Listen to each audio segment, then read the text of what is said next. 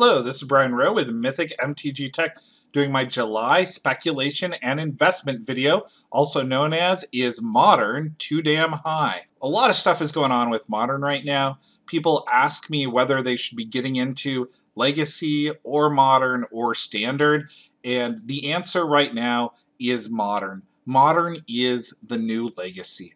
Modern is the most popular competitive eternal format right now, and Modern will be the most popular competitive format very soon if it isn't already. A lot of the stores that I have talked to have higher turnout for their Modern events than they do for their Standard events. I was over at Mock's Boarding House for the Vintage F&M last week, and they sold out Friday Night Magic at over 130 spots, and most of those were Modern. It was something like 85 people there to play at Modern Friday Night Magic. Wizards of the Coast has hit this one out of the park with creating an eternal format that is infinitely more accessible than Legacy to lots of players and is enjoyable to play. I am still a huge fan of Legacy. I like the complexity of Legacy and a lot of the somewhat broken cards in Legacy. Modern is a bit more of a balanced format, and it's an easier format for people to get into, which is why it's growing by leaps and bounds. I've talked to people in other countries also where their standard Friday Night Magic is having trouble firing, but their Modern is running 30, 40 plus people. I was at a game store this afternoon in West Seattle, a smaller game store, and it was filled with people for a Modern event on a Tuesday night. That's normally a dead night for them. So what does this mean with regards to Modern cards? When should you buy Modern cards? In the June video, I had several cards recommended to buy, and at this point, I'm recommending, once again, that it's a good time to buy into Modern, especially cards that have recently been reprinted. Cryptic Command is $30 right now, and it is a staple in the format. There are several control decks that are running multiple copies. It's also just an eternal powerhouse card. Other cards to look at are really those that have recently been printed in Modern Masters 2015. We're about 2 months after the release now, and the price on a lot of cards has come down. Leyline of Sanctity is down around $10 right now, and Noble Hierarch is $35. These are both at half the price they were before the reprint. If you want to play decks that play these cards, get into them now. Elish Norn is a casual favorite that has edge playable nature in Modern and in Legacy. Even I've seen it in a Vintage Dredge recently as a way to kill all my young pyromancers. Not that I'm bitter. I might have lost a game to Elish recently. Fulminator Mage, this is a Stone Rain on a body. Incredible card. $20 is a very good price. And Spellskite is a powerhouse because Lightning Bolt is such a defining card in the format. A lot of the combos are also creature-based. The ability to protect your combo with a Spellskite is very important.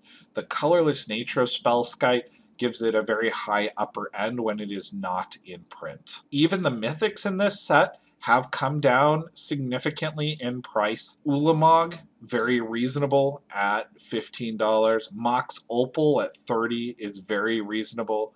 Kozilek at $20. Another wonderful casual card that does see some competitive play. Karin hasn't dropped as much as I thought he would. He is the centerpiece of Tron decks, though, and everything in Tron has went up. I don't think he's going to drop much below $40. If you want a shot at him, pick him up. Emrakul here, I need to check the price on. Let's pause for a second. That price doesn't seem right. I'm back here with the correct price on Emrakul. Emrakul is at his low price that he's going to be at for several years. Huge popular favorite card. I don't expect to see it as a reprint anytime soon. I would pick them up at the $25 to $30 range. And Primeval Titan is extremely reasonable at $10. There's a competitive deck that plays Primeval Titan, and Kitchen Table Magic loves Primeval Titan. If Primeval Titan ever gets unbanned in EDH, he would shoot up in price, but I don't see that happening. Even just competitively, he's likely to be double by this time next year. Iona, on the other hand, you should avoid like the plague. From the Vault Angels, I'll talk about a little bit later, but she's about to get another reprint, so don't pick her up, she's still dropping. Now let's move on to cards that have a lot more potential for growth. Shrine to Nyx. It's about $3 to $7 right now. I would pick them up. This is going to be the modern Cradle. It sees play in Standard and in Modern. As we see more Devotion decks, as we see black or blue Devotion decks get experimented with, one strong finish at a major GP, and this card could double or triple in price and never come back down.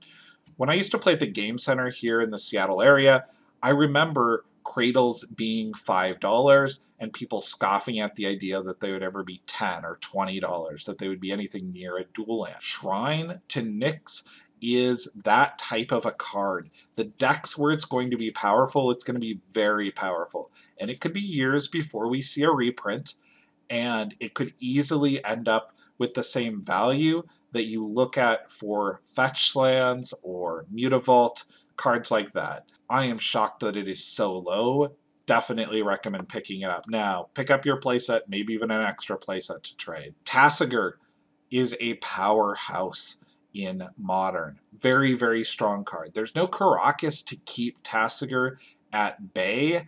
He shrinks Tarmogoyfs. He's at $8 right now. Foils are at around $20 to $30. In the next few years, no, it will never jump up to the full price of a Tarmogoyf, but it's going to compete with Goyfs in that same spot for similar decks, and often I would rather have a Tasigur over a Tarmogoyf, which makes it a prime card to pick up at its current low price of about $8. Now is also the time to get into foils for staples. Boros Charm is incredible. It's a burn spell that's seeing a lot of play. When I put together the slides, you could pick these up at about $10. I know in the last few days they've started to go up between when I put together the slides and when I recorded this, but anything under $20 for these is a deal on them. Searing Blaze, another great edge burn card. When it's good, it's really, really strong. $6 for the foil is not that much, and as people play more and more Modern every week, they're going to want to have nice versions of those cards. Even a dollar card can have a foil that's at the $20 or $30 range as people play more Modern. Leyline of Sanctity, the foils are going for about the same price as the non-foils were a few months ago. Definite time to pick up a very pretty foil, add some really cool art to your deck before they shoot through the roof. There are some cards to definitely avoid right now, though. There's a lot of commons and uncommons that the scarcity on them has shot them through the roof. There's not enough of them online for people to pick up. They're sitting around in people's boxes, though, in large quantities, and the market will start to correct itself. They are also very likely to be reprinted in a dual deck, or in an event deck, or in a commander product. Terminate, Eternal Witness, and Beast Within are all cards that I'm trading down to only having a playset.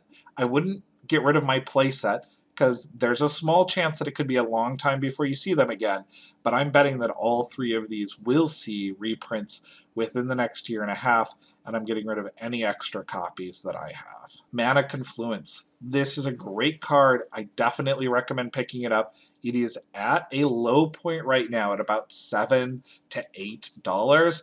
It is as powerful, if not more powerful, than City of Brass, and it only has a single printing. In many situations, you would rather have a Mana Confluence. It's a beautiful card. I would pick it up now and be happy to have it in your binder for years to come. Abrupt Decay is one of those cards that is only going to rise over time. I liken this as a staple to something like Force of Will. If you are in these colors, you want Abrupt Decay. It shuts down so many decks, and it does really well against your blue decks. It is slowly rising.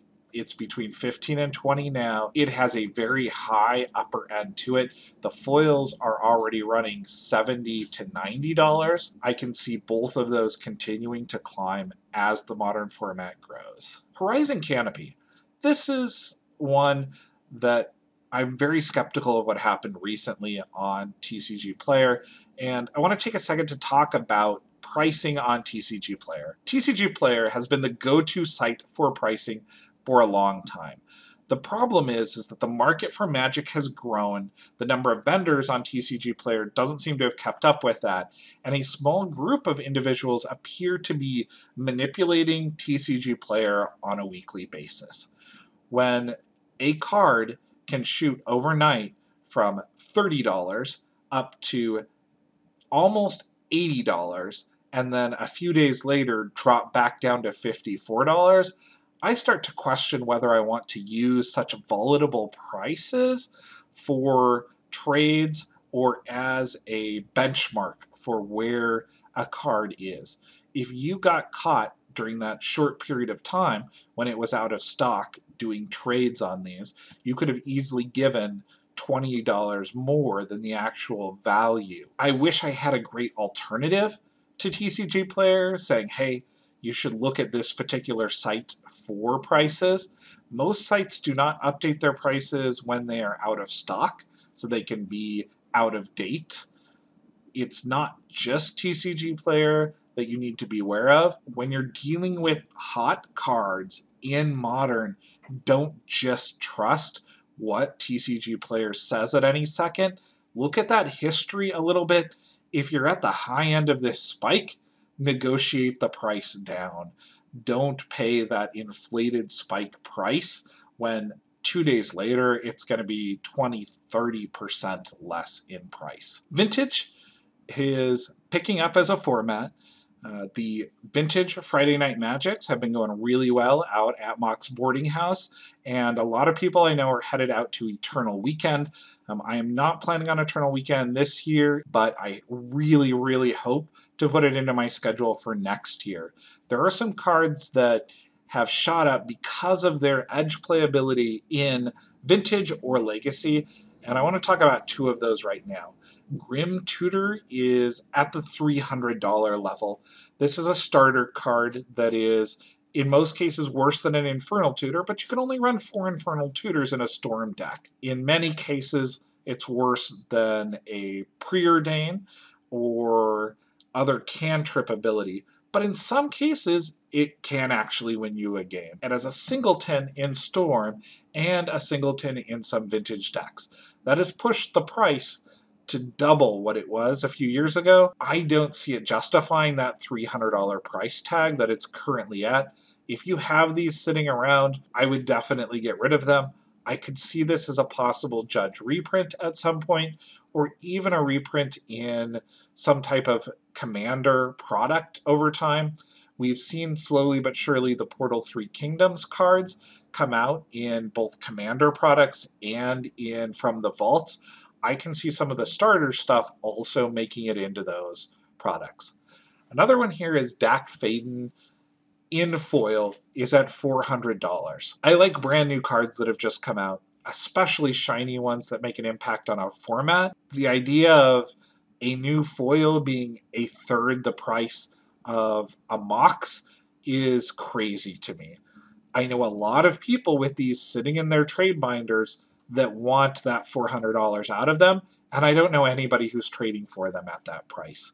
I know people who will trade for them at the 200 range, but not at the 400 range. If you can move these, I would definitely move them currently. I don't see them long-term holding that value.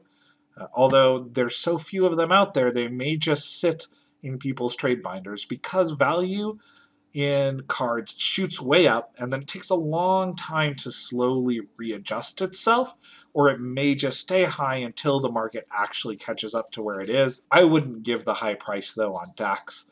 Right now I would rather pick up other reserve list staples like Chains of Mephistopheles or Eurekas than a recently printed, could be reprinted again card. I could see Dack as a Judge foil pretty easily, which would hurt the price of him significantly. Vintage has gone crazy though. The price of staples has jumped through the roof since my last video. Currently, Bazaar Baghdad jumped from $300 to the $500 to $700 range, and Mishra's Workshop, which was a suggested buy at the $350 to $500 range on one of my earlier videos, is up to $1,000 right now. And at that $1,000 price tag, I've had no less than 3 people in the last week and a half look at my set of workshops and offer me that in trade on them. They are a 4 of in a deck that needs Lotus and Moxes to do well, and they're printed in the same number as Lotus and Moxes. So the demand is so much higher for workshops than it is for most of the Moxes, except maybe Sapphire right now. I would definitely hold on to these. They could continue to go up in price because of that need of a 4 of in workshop decks. Bazaar of Baghdad's, I would even consider buying in at this point. They will slowly but surely continue to go up as long as Dredge is a powerhouse in the vintage format, and Dredge is an amazing deck. It usually wins game 1, and it even has a very strong either game 2 or game 3. It's a great deck in vintage, and it's the most reasonable one to get into. And I know that when I say that, it sounds a little bit crazy. Vintage is a ridiculously expensive format, but bazaars are really the way to get in at a lower price point. Dual lands. A year ago, 2 years ago, I would have said always buy or trade for dual lands. Right now, Legacy has kind of flatlined in the number of players that it has. People are slowly getting into the format as they win in other formats and pick up cards. But I've seen a lot of savannas, plateaus, taigas, and scrublands sitting in people's trade binders, people wanting to trade them straight across or 2 for 1 for things like Snapcaster Mages and Lilianas. Avoid those trades. Do not buy these. The growth on them is very, very slow, and in some cases, like Savannah and Plateau, they've been going down over the last few months because they're seeing very little play in Legacy, the only competitive format outside of Vintage where they're legal. And in Vintage, there's other stuff to worry about. Do not trade your modern staples, which are on the way up, for Legacy cards that aren't seeing play, even if they're those legendary dual lands, because 2 years from now, the dual lands are going to still be pretty flat. There are EDH players who are looking for them, and that will slowly bring the market back up after the extras have removed themselves from the Legacy market, but there's no rush to pick these up. On this list, you don't see Volcanic, you don't see Tundra, you don't see Bayou, you don't see Underground Sea, because those are powerhouses in Legacy and in Vintage, and they're retaining their value. Even though I see people trading Underground Seas on a daily basis, which I didn't see 6 months ago, other people are picking those up as quickly as they are offered out. So they're still liquid cash at this point. Let's talk about Origins a little bit. We've got a few weeks of tournament results, and there's some cards that have definitely started to prove themselves. Jace, who was on my top 10 list as, I believe he was number 4 on the list, although I'll have to double check that, has over doubled in price. Why? He found a deck, a really cool looking control deck. There are other people brewing with him. As long as he is popular in Standard, he's going to continue to have this price, but he is not modern playable as far as I can tell. If you've got him and you want him long term, sell him now. Pick him up after rotation in a few years, make the profit off of him currently. If you're playing him in Standard, by all means hold on to him in a deck. He's solid in those control decks. Now, Sword of Animist, this is a card that is great in EDH, seeing edge play in Standard, and will be a powerhouse if we have ramp decks in the new Eldrazi set. Pick them up at the $2 to $5 range. I'm recommending to sell the foils right now because they seem a little crazy for a standard rare at $20. Maybe long term they will have value. If you decided to hold on to those swords in foil long term, I would not blame you, because they're so playable in EDH and they could be a powerhouse in return to Zendikar. Hangerback Walker is at $8. It had 1 week of solid performances. It's a fun card. It's an interesting card. It's not an $8 card. It's a $2 to $5 card. It is not going to see play across the board the way something that Spellskite did. Get rid of it right now.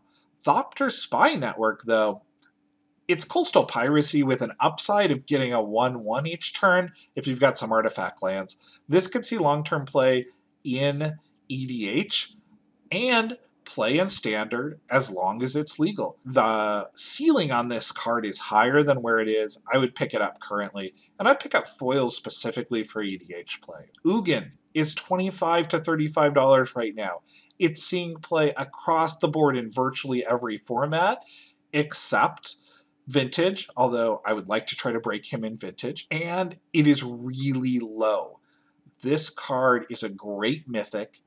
Not a lot of the set was opened. I can see long-term this being the next Emrakul, a $50, $60, $70 card when it's not in print. I would also hold on to the promos. The promos might see a Judge reprint in foil, which could hurt their value, but as long as that Judge foil doesn't come out, that's going to be the premier version to play, and they will hold their value. Now, Lily was missing from my top 10 list. I'm so divided on this card.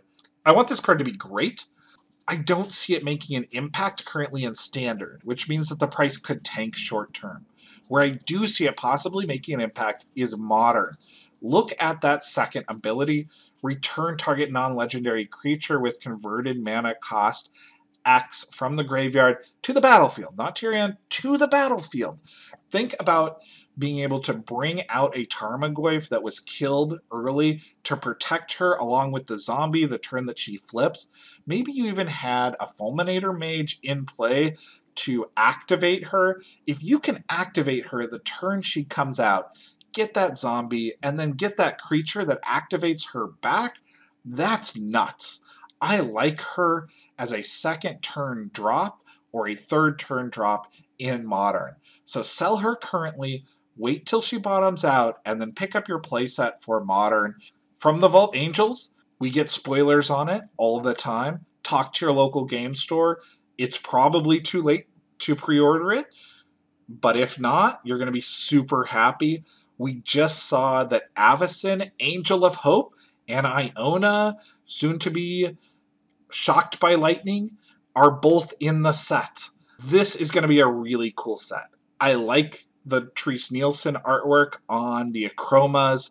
All of the cards here are going to drop in price and then they'll recover. Your foil Avacyns are going to be very difficult to move at this point, but this new one is going to make lots of players happy. The big question that I've been asked several times is Linvala going to be in the set? I don't know. Linvala is seeing a lot less play now that the pod decks are gone, but she's still a great commander card. I hope she's in the set, but that's one to watch for and decide whether or not you're going to pick up yours once the full list is out. The Clash Pack has shook things up in Magic Finance. Super happy about it. Collective Company is dropping. It's down to that $12, $13 range. I would continue to sell them as people open Clash Packs for Windswept Heath and the Command.